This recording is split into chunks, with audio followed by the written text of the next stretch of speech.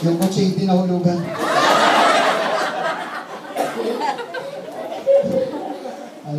Namili lang kayo, dalawang kulay pula. May brown, merong Fordscape. Mga hulog na hindi. Yung pula lang dalawa, medyo napuhulog pa. Ayan, namili lang kayo kung saan dyan lang ipaparapol. Hallelujah. Amen! Hallelujah. Yun yung buhay ng Kristiyano, mga kapatid. Hallelujah. Yun yung buhay ng Kristiyano. Pangalawa, mga kapatid. Pangalawa. Ano ba ang gusto ng Diyos sa paglilingkod natin sa Kanya? Hanapin mong mabuti. Kailan magkaroon na tayo ng knowledge. Alam niyo ba, mga kapatid? Alam niyo ba, nagbabasa tayo ng Biblia, sabi ko, nagbabasa ko, hinahanapan ko rin ito, mga kapatid ko ng kasagutan. Tinututukan ko talaga, mga kapatid. Bakit hindi tinanggap ang offer ni Cain? At siya bilang ang tinanggap. Nabasa niyo ba yun? Basa tayo ng basa, mga kapatid. Hallelujah. Kaya kailangan maunawaan natin, mga kapatid ko. Kasi kung minsan, meron tayong service sa Lord, mga kapatid, na yung pinapagawa ng Panginoon, hindi natin ginagawa. Iba yung ginagawa natin. Yung pala, hindi tinatanggap ng Diyos. Ang gusto niya, kung ano yung pinapagawa sa'yo, yun yung gawin mo para matanggap ng Diyos ang servisyo mo. Ngayon, mga kapatid, kung isipin natin mabuti, hallelujah, ang gusto ng Panginoon maunawaan natin, mga kapatid, yung tamang offering natin sa Diyos. Si Abel at si Cain, magkapatid ito. Si Cain, magsasaka. Nagtatanim siya ng mga talong, lahat, sibuyas, lahat, mga magaganda, mga kapatid. Si Abel naman, ang kanyang trabaho ay taga-alaga ng mga hayop. Nung sinabi ng Panginoon, mag-offer kayo sa akin, nag-offer yung dalawa. Pero bakit hindi tinanggap ang offering ni Cain? See? Kasi nga, mga kapatid, hallelujah, ang hiningi ng Panginoon is yung sin offering. Pag sinabing sin offering, ang i-offer mo, dugo, hayop. Hayop. Ang problema, ang in-offer ni Cain ay mga magagandang mga halaman o mga tanim niya, mga kapatid ko, bunga ng kanyang mga pananim. Maganda yon, malulusog, malalaki, pero hindi tinanggap ng Diyos kasi nga ang tinanggap niya ay yung offer ni Abel dahil yun ang nararapat sa sinabi ng Panginoon. Pag sinabi ng Lord, sin offering, ang i-offer mo, kung magsasaka ka, kahit magsasaka ka, ang dalhin mo hayop. Dahil dugo ang kailangan. Sabi ng Hebrew 9:22, without shedding of the blood, there is no remission of your sin. Sa madaling sabi, mga kapatid, hallelujah, importante na maunawaan natin at magkaroon tayo ng kaalaman regarding sa paglilingkod natin sa Panginoon. Pag sinabi ng Panginoon, umawit ka, huwag kang manalangin. Dahil hindi tama yun. Pag sinabi ng Panginoon, manalangin ka, huwag ka rin umawit. Pag sinabi ng Panginoon, amen, huwag kang pumalakpak. Amen ang sabihin mo. Hindi praise the Lord. May mga ino-offer tayo sa Panginoon na hindi nagiging tama, mga kapatid. Hindi pala tanggap ng Panginoon yun, mga kapatid ko. Kaya nga, huwag ka raw mag-offer ng hindi sinasabi ng Diyos. Everybody say amen. Hallelujah. Pagka sinabi ng Lord, magbigay ka sa Panginoon, ang hinihingi ng fire kwarta, huwag ka magbigay ng bigas. Pag sinabi ng Panginoon bigas, huwag ka magbigay ng kwarta. Nakuha niyo ba ibig sabihin? Ang gusto ng Panginoon yung gusto niya, hindi yung gusto po natin. Kaya po sa paglilingkod sa Panginoon, mga kapatid ko, napaka-importante na magkaroon tayo ng kaalaman. Napakarami. Sinabi ng Bible, you must be born again. Ayoko nga. O, paano ka makapag-offer ng tama? Amen. Ayoko. Catholic ako eh. O, diba? Sinabi ng Lord eh. You must be born again. Hindi, Pastor. Sabi ng Panginoon, be baptized in the name of Jesus. Ayoko, Pastor, tama na sa akin to. Paano mo masunod ang sinasabi ng Panginoon? Iba yung ginagawa mo. Amen.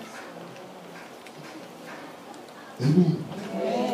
Kaya kung ano yung sinasabi niya, sundin mo. Dahil sa bawat sinasabi niya, may kasamang pagpapala yun sa buhay mo. Amen. Everybody say amen. Amen. Ang pwede tumanggi, hari yung magsabi. Ang salita ng hari, hindi mababalik. Kaya yung guys, gusto natin mga kapatid, itong taon na to, ang buhay natin mga kapatid ko, ay masarap ang paghinga natin.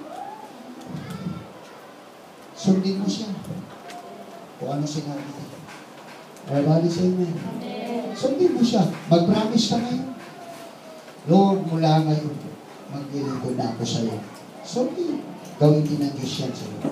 Mula rin ngayon, anak, hindi ka na maghihirap. Gusto niyo lumaya? Spiritual breakthrough. Gusto niyo lumaya? Financial breakthrough. Gusto nating lumaya sa mga spiritual poverty na yan. Financial poverty, mga kapatid. Serve the Lord with all your heart.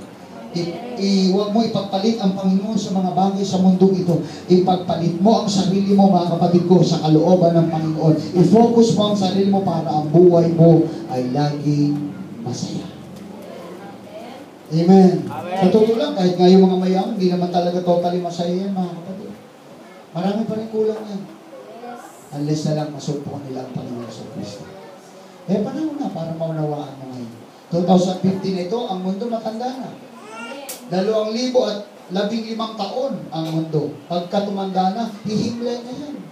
Tingnan mo pagka mga matatanda na mga kapatid, diba? Ang sarap na humimlay. Tulog na lang ng tulog yan. Ang mundo natin, malapit na pong matulog. Jesus is coming soon. Malapit na po. Naniniwala ako malapit na. Hallelujah. Dahil sa totoo lang, sa mga prediction ngayon, kung nanonood kayo, may mga sinishare din sa akin mga kapatid na papanood ko. Hallelujah. Meron nga isang misa mga kapatid sa Roma. Sabi ko nga mga kapatid, wala na, iba na ang binabanggit eh. Si Lucifer na ang kanilang God. Nasa akin, gusto nyo mapanood yun, panoorin nyo. Misa yun ng pari sa Roma. Yung Papa ngayon. Hallelujah. At sabi ko nga, nag-unite na ngayon ang Muslim at ang Catholicism. Wala ka pa, ngayon lang for the first time, ang isang head ng napakalaking church hahalik sa Quran ng Muslim, ang Papa sa Roma. Unification yun against sa bayan ng Israel.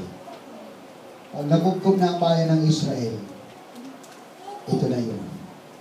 Jesus is coming soon. Kaya, magpakatibay tayo. Magpakatatag tayo. Walang dapat sumako. Isuko mo lahat sa buhay mo, huwag lang si Kristo ang isuko mo. Kaya pag sinuko lang tayo ng Iso Kristo. Para mo na rin sinabi, walang sili ang Panginoong Iso Kristo sa buhay. Serve God, Lord. Laban. Kung laban. May ipaglaban tayo sa pwersa ng kaaway. Sa totoo lang, ang dami. Hallelujah. Ang dami na mga kapatid, naglalabasan ng revelation. Na lumalabas sa mga propesya. Hallelujah. Ako, yun yung mga pinapanood ko sa FB, mga kapatid.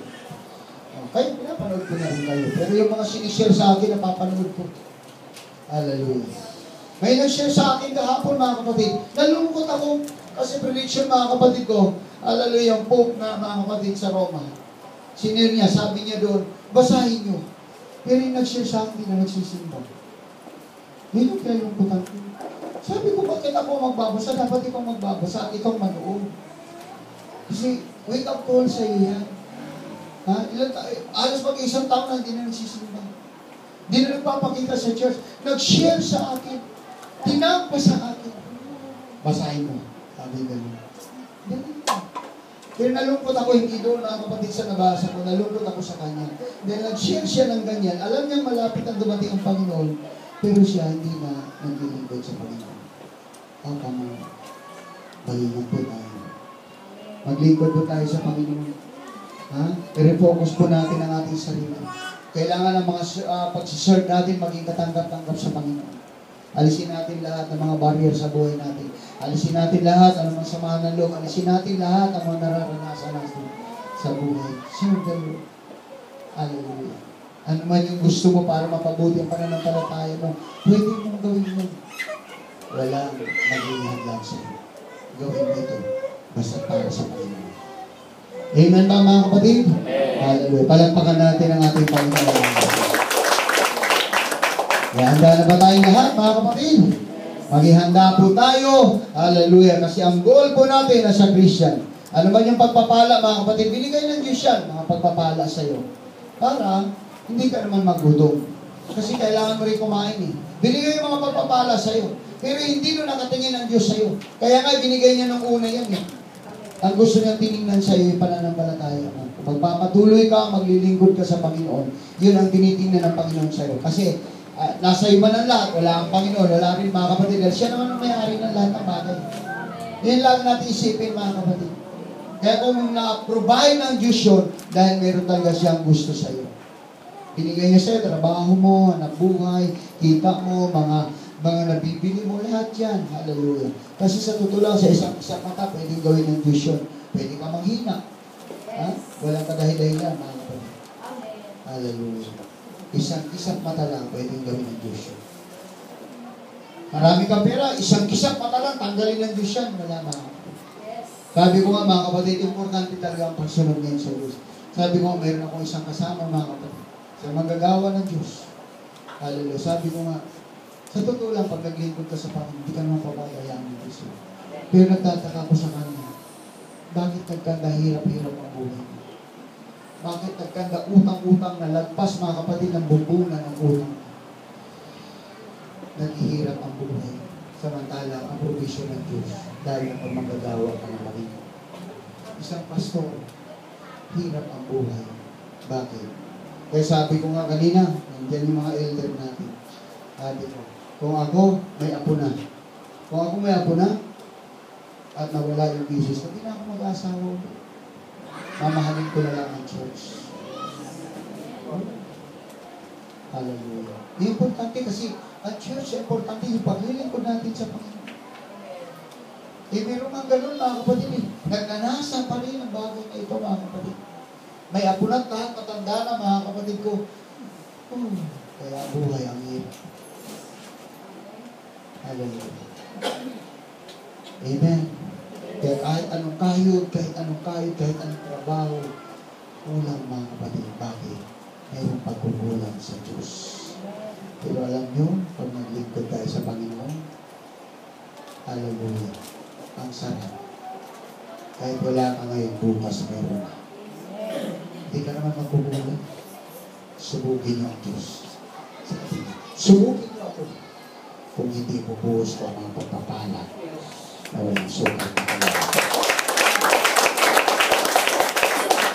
Faith, trust, hallelujah sa Panginoon. Maniwala kayo, hindi po tayo pagpumulangin ng Panginoon. Kakain at kakain po tayo. Hallelujah. Minsan lang ang takot ang umiiral sa buhay natin. Kaya kung minsan nga, mga kapatid, sa takot na tayo, minsan nga ang Diyos gumagamit, pati demonyo ginagamit. Subukan nyo, demonyo ginagamit sa atin. Di ba?